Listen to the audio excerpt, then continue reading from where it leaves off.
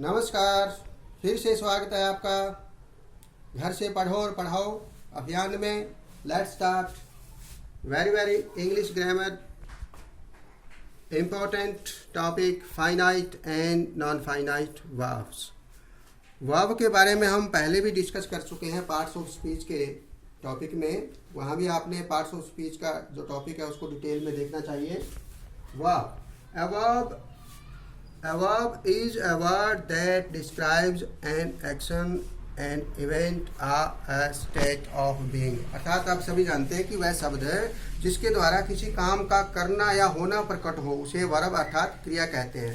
तो क्रिया में हमने देखा यहाँ finite and non finite. Finite verb A finite verb is affected by person, number और टेंसेज। अर्थात जो फाइनाइट वर्ब होती है जिसको सीमित भी कहते हैं, फाइनाइट वर्ब सीमित होती है। अर्थात फाइनाइट वर्ब टेंस, कोई भी टेंस जैसे present tense, past tense, future tense के अनुसार इसमें चेंजिंग आ जाती है।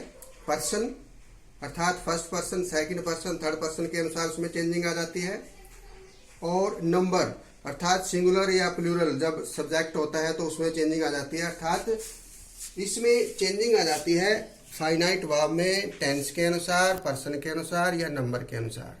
But non finite verb is not affected by number, person और टेंसेज। तो ये टेंस के द्वारा, नंबर के द्वारा या पर्सन के द्वारा नॉन फाइनाइट वर्ब अफेक्टेड नहीं होती, था इसमें कोई चेंजिंग नहीं आती। For example she wants to go, she wants to go, they want to go। ये सिंगुलर है थर्ड पर्सन, ये प्लूरल है थर्ड पर्सन। तो जब नंबर में चेंजिंग हो जाती है तो ये singular third person, plural third person. तो ये नंबर में यानी सिंगुलर से जब प्लूरल बनता है तो वर्ब में भी चेंजिंग आ जाती है। देखिए आप यहाँ हम लिखते हैं वॉन्ट्स, इधर है वॉन्ट, ओनली वॉन्ट। यहाँ हम एस या एस कब लगाते हैं? जब थर्ड पर्सन सिंगुलर हो। तो वॉन्ट्स इट इज वॉन्ट, तो इसमें चेंजिंग आ गई। लेकिन इसमें कोई चेंजिंग नहीं है। To go, I want to go, he wants to go. अब देखिए इसमें पर्सन में चेंजिंग आ गई। ये फर्स्ट पर्सन है और ये थर्ड पर्सन है। जब फर्स्ट पर्सन से थर्ड पर्सन में यानी first person, second person, third person में यदि हम चेंज करते हैं तो जो फाइनाइट वर्ब है उसमें चेंजिंग आ जाती है। वॉन्ट्स से क्या हो जाता है? वॉन्ट्स। लेकिन यहाँ to go, go. He wanted to go, he wants to learn English, they wanted to learn English। तो ये to learn, इधर wants, इधर wanted। अर्थात आपने देखा कि जो wants है, ये wants, ये क्या है? Finite verb. क्यों? क्योंकि इसमें सब्जेक्ट के अनुसार, सब्जेक्ट का जो एज ए पर्सन और नंबर या टेंस के अनुसार इसमें चेंजिंग आ जाती है। wants, wants, wanted। तो इस प्रकार। लेकिन जब हम नॉन फाइनाइट वर्ब देखते हैं जो ये बाद में लगी हुई है, टू गो, लर्न, तो इसमें कोई चेंजिंग नहीं आती। अर्थात नॉन फाइनाइट में किसी पर्सन, सब्जेक्ट के नंबर और टेंस के अनुसार कोई उसमें बदलाव नहीं होता। तो इस प्रकार हम देखते हैं जैसे वर्ब को finite verb and non finite verb. Finite verb, main verb या जिसको प्रिंसिपल वर्ब भी कहते हैं, हम डिस्कस कर चुके हैं पहले। वर्ब वाला जो हमने टॉपिक किया था लिंकिंग वर्ब है। ऑक्सिलरी वर्ब्स के बारे में भी आपने डिस्कस किया था। प्राइमरी वर्ब्स, ऑक्सिलरीज के बारे में is, am, are, was, were, do, did, does के बारे में हमने पढ़ा। Has, have, had.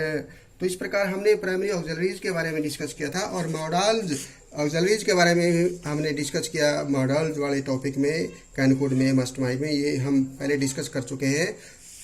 आज हम इस पार्ट 1 में मेन रूप से डिस्कस करेंगे नॉन फाइनाइट वर्ब्स जो किसी नंबर, पर्सन और टेंस से अफेक्टेड नहीं होती। और बहुत ही इंपॉर्टेंट चैप्टर है ये, हर कक्षा से रिलेटेड हमें इसका नॉलेज होना चाहिए। और नॉन फाइनाइट वर्ब्स के चैप्टर को, टॉपिक को ध्यान से समझने के लिए आपको ये जो पार्ट्स ऑफ स्पीच है, जो बेसिक ग्रामर का जो पार्ट्स ऑफ स्पीच है, इसको ध्यान से आपने पढ़ना है। Noun, pronoun, verb, adjective, adverb, preposition, conjunction and interjection. दोबारा देखें, noun, pronoun, verb, adjective, adverb, preposition, conjunction and interjection. ये चैप्टर हम इसकी वीडियो पहले बना चुके हैं, पार्ट्स ऑफ स्पीच की 8 पार्ट्स है उसके, तो उसको आपने ध्यान से देखना ताकि आपको नॉन फाइनाइट वाला चैप्टर अच्छी तरह से समझ में आ जाए। First is infinitive, 3 parts of non finite verbs, infinitives, Geraint and participles. Infinitives, Geraint and participles, ये जो हमारी बेसिक वर्ब होती है, फर्स्ट वर्ब होती है, वो एज ए इन्फिनेटिव हम यूज करते हैं। Bare infinitive, first form of verb. जब हम फर्स्ट फॉर्म लगाते हैं तो वो इन्फिनेटिव है, और जब फर्स्ट फॉर्म से पहले टू लगाते हैं हम, टू इन्फिनेटिव इसमें आ जाता है। तो 2 पार्ट्स हैं इसके इन्फिनेटिव्स के। For example, she decided to help me, I hope to win the prize. तो ये जो हमने टू हेल्प, टू विन, तो ये क्या है, टू इन्फिनेटिव, अर्थात फर्स्ट फॉर्म से पहले हमने क्या लगाया है, टू। ये डिसाइडेड है, ये main verb as a finite verb हम यहाँ यूज कर रहे हैं, होप, डिसाइडेड। उससे आगे फिर हम रूल के अनुसार क्या लगा रहे हैं यहाँ पर, to infinitive, 2 plus first form, 2 plus first form, win. है इज बेर इन्फिनेटिव, ये बेर इन्फिनेटिव है, अर्थात ये लेट लगा हुआ है, प्लीज लेट मी गो। इससे पहले कोई टू नहीं लगा हुआ है, अर्थात ये बेर इन्फिनेटिव है, ये फर्स्ट फॉर्म है। ही मेड मी वॉक, इससे पहले भी कोई हमने टू नहीं लगाया इसमें, तो ये भी क्या है, बेर इन्फिनेटिव। ही बेड मी गो, ही बेड मी गो, ये भी बेर इन्फिनेटिव है। तो हमने देखा, हालांकि इसमें नेक्स्ट पार्ट में हम इसमें इन्फिनेटिव, जेरेंड और पार्टिसिपल को डिटेल में डिस्कस करेंगे। इस पार्ट में हम एज ए इंट्रोडक्शन है, इसको इंट्रोड्यूस करने के लिए हम ये कुछ एग्जाम्पल ले रहे हैं इन्फिनेटिव, जेरेंड और पार्टिसिपल के। नेक्स्ट पार्ट में हम इन्फिनेटिव, जेरेंड और पार्टिसिपल को डिटेल में डिस्कस करेंगे। Smoking is not good for health. जब हम देखते हैं इन्फिनेटिव को, वेर इन्फिनेटिव यानी फर्स्ट फॉर्म लगाते हैं हम, और टू इन्फिनेटिव में फर्स्ट फॉर्म टू लगाते हैं। Next gerund, V plus ing as a noun. जब फर्स्ट फॉर्म के साथ हम ing लगाते हैं और वो एज ए नाउन यानी संज्ञा के रूप में जब प्रयोग होती है, वो वर्ब संज्ञा के रूप में, नाउन के रूप में प्रयोग होती है, तो वो उसको हम कहते हैं जेरेंट, यानी वो जेरेंट के रूप में फिर प्रयोग होती है, as a gerund. Smoking is not good for health, health के लिए क्या अच्छा नहीं है, स्मोकिंग, धूम्रपान। तो ये एज ए सब्जेक्टिव नाउन के रूप में प्रयोग हुआ है, सब्जेक्ट के रूप में प्रयोग हुआ है। लेकिन सब्जेक्ट के रूप में आप सबको पता है, या तो प्रोनाउन आता है या नाउन, और इसी प्रकार ऑब्जेक्ट के रूप में भी हम नाउन और प्रोनाउन को यूज करते हैं। लेकिन ये स्मोकिंग है, ing स्मोक होता है, ये वर्ब है स्मोक, लेकिन ing लगा हुआ है, तो ये एज ए वर्ब हम स्टार्टिंग में इसको यूज नहीं कर सकते, या तो प्रोनाउन आना चाहिए स्टार्टिंग में या फिर नाउन। तो ये स्मोकिंग एज ए नाउन यहाँ प्रयोग हुआ है, धूम्रपान अर्थात स्मोकिंग, ये एज ए नाउन जब यूज होता है तो उसको हम कहते हैं gerund. The use of gerund, smoking is not good for health, I avoid smoking, ये ऑब्जेक्ट के रूप में यूज हुआ है स्मोकिंग, धूम्रपान, धूम्रपान आई अवॉइड करता हूँ मैं किसको, स्मोकिंग को। पार्किंग, नो पार्किंग हेयर, यहाँ कोई गाड़ी वगैरह खड़ा करने का स्थान नहीं है, तो नो पार्किंग, ये भी एज अ जेरेंड हम प्रयोग कर रहे हैं, यानी एज ये वर्ब नहीं बल्कि एज अ नाउन प्रयोग यहाँ हो रहा है। आई इंजॉय स्विमिंग, मैं इंजॉय यानी आनंद लेता हूँ किसका, स्विमिंग का, तो ये क्या है, gerund. Next is a participle, first is present participle, first form of verb plus ing as adjective. जब हम फर्स्ट फॉर्म के साथ ing लगाते हैं और ये नाउन के रूप में यूज होती है तो वो होता है जेरेंड, और जब फर्स्ट फॉर्म के साथ ing लगाते हैं और ये एज एन एडजेक्टिव यूज होता है, एज एन एडजेक्टिव, अर्थात किसी नाउन की विशेषता करने वाले शब्द के रूप में, क्योंकि एडजेक्टिव का मतलब विशेषण, और विशेषण क्या होता है, जो संज्ञा या सर्वनाम की विशेषता प्रकट करे उसे एडजेक्टिव यानी विशेषण कहा जाता है। तो फर्स्ट फॉर्म के साथ ing लगता है इसमें, प्रेजेंट पार्टिसिपल में भी, प्रेजेंट पार्टिसिपल में भी। पार्टिसिपल का आप हिंदी में आप सभी बच्चे जानते हैं, कृदंत बोलते हैं इसको, कृदंत, कृदंत, कृदंत, हिंदी में आप देखते हैं कृदंत, तो वही कृदंत है जिसको पार्टिसिपल बोल रहे हैं हम। प्रेजेंट पार्टिसिपल फर्स्ट फॉर्म के साथ आईएनजी और एज एन एडजेक्टिव। कैसे देखें, for example I saw a burning house, मैंने देखा एक, क्या देखा, घर। घर कैसा था, बर्निंग, जलता हुआ। अर्थात ये इस नाउन की एक विशेषता, एक एज एन एडजेक्टिव प्रयोग हो रहा है, यानी घर कैसा था, जल रहा था, जलता हुआ घर देखा, तो ये एज एन एडजेक्टिव प्रयोग हुआ है यहाँ पर। ये यहाँ पर नाउन के रूप में प्रयोग, क्योंकि ये नाउन है, किसी की विशेषता प्रकट नहीं हो रही थी। यहाँ था धूम्रपान, खुद नाउन के रूप में, लेकिन ये जो वर्ड है बर्निंग है, बर्न मैंने जलना क्रिया है, बर्न पर आईएनजी लगाते हैं तो एज एन एडजेक्टिव यूज हो रहा है कि हाउस कैसा है, घर। घर को यहाँ पर एक तरह से आप देखते हैं, घर के बारे में हमारे को बताया जा रहा है कि घर कैसा है, बर्निंग, जलता हुआ घर। आई फाउंड हिम स्लीपिंग, मैंने उसे देखा, मैंने उसे पाया, क्या, सोते हुए। तो क्या क्रिया है उसकी, स्लीपिंग, सोना। तो ये क्या है, एज एन एडजेक्टिव के रूप में यहाँ प्रयोग हो गया है। तो इस प्रकार हम देखते हैं कि जब प्रेजेंट पार्टिसिपल में फर्स्ट फॉर्म के साथ आईएनजी लगाते हैं, लेकिन वो एज एन एडजेक्टिव एक विशेषण के रूप में जब कार्य करता है वो शब्द, तो वो होता है present participle. Next is past participle, third form of verb. जब वर्ब की थर्ड फॉर्म लगाते हैं तो पास्ट पार्टिसिपल हो जाता है I have done my work, मैंने अपना काम पूरा कर लिया है। ये है, मैंने कंप्लीट काम कर लिया है अपना। तो ये पास्ट पार्टिसिपल अर्थात थर्ड फॉर्म लग गई यहाँ पर। ये यहाँ हैड भी हो सकता है, I had done my work, had done, तो थर्ड फॉर्म लगाई हमने, क्या है ये, past participle. I found the lock broken, ये देखो ब्रोकन, मैंने देखा, फाउंड, पाया, किसको, लॉक को, ताले को, क्या, टूटा हुआ। ये भी एक एडजेक्टिव के रूप में प्रयोग हो रहा है। वैसे पास्ट पार्टिसिपल में भी, थर्ड फॉर्म के रूप में भी, और जो थर्ड फॉर्म है कई बार एन एडजेक्टिव के रूप में प्रयोग होती है। लेकिन आपने ये देखना है कि पास्ट पार्टिसिपल में चाहे वो एन एडजेक्टिव के रूप में हो, लेकिन होगी वो third form. Break, broke, broken. The shops are closed, close, closed, close, third form.